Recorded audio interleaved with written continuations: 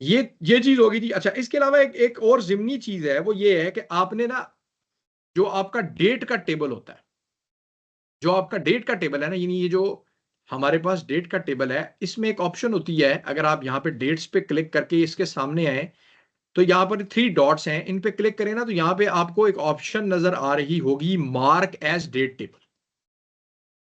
ठीक है, mark as date table क्यों हम कर रहे हैं, उसकी वजह ये होती है कि पावर बीआई के अंदर कुछ आगे हम जाके देखेंगे, डैक्स में हमारे पास कुछ कॉम्प्लेक्स कैलकुलेशंस होती हैं जिसमें हमें डेट का टेबल बार बार इस्तेमाल करना पड़ता है। जैसे हमने लेट से जो है ना ईयर ओवर ईयर एनालिसिस करना है कि भाई पिछले साल के मुकाबले में इस साल में लेट से हमारी क्या परफॉर्मेंस रही है, इस तरह के हम एनालिसिस करेंगे जिसको कहा जाता है टाइम इंटेलिजेंस। तो वहां पे डेट का टेबल जो है ना वो बहुत ज्यादा यूज होता है। लेकिन होता यह है कि पावर बीआई के अंदर एक बिल्ट इन लॉजिक होती है जिसमें ये हर डेट के अगेंस्ट एक एक हिडन डेट टेबल बना रहा होता है।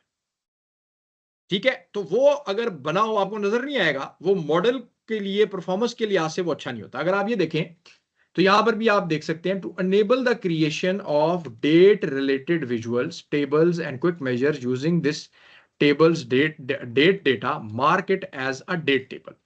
Keep in mind any built-in date tables that are associated with this table will be removed. So हम बेसिकली वो जो हिडन टेबल्स होते हैं ना, वी डोंट वांट, हम कहते हैं यार हमने खुद अपना डेट का टेबल बनाया है तो हम इसको नहीं करेंगे।